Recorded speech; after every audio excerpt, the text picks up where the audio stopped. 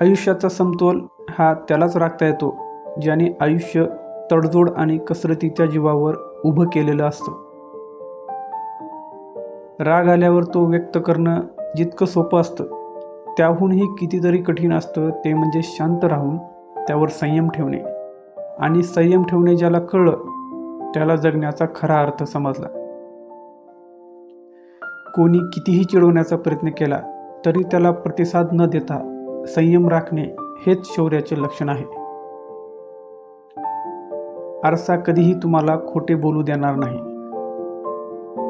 योग्य ज्ञान तुम्हाला घाबरू देणार नाही. अध्यात्म तुम्हाला मोहपाशामध्ये अडकू देणार नाही. सत्य तुम्हाला कधीही कमकुवत होऊ देणार नाही. प्रेम तुम्हाला इतरांचा द्वेष करू देणार नाही. विश्वास तुम्हाला दुःखी होऊ देणार नाही. योग्य कर्म तुम्हाला जीवनात अपयशी होऊ देणार नाही. ज्याच्याजवळ सावरण्याची धमक आहे त्याला कोणीही पराजित करू शकत नाही. अपमानाच्या गर्दीपेक्षा आदराचा एकटेपणा कधीही चांगला. जे विसरले आहेत त्यांच्या सोबतीचा हट्ट कधीच धरू नये आणि जे सोबत आहेत त्यांच्याशी नाते कधीही तोडू नये.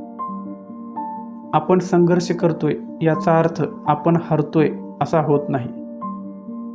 अशा काही गोष्टी असतात ज्या आपण फक्त वादळातच शिकू शकतो.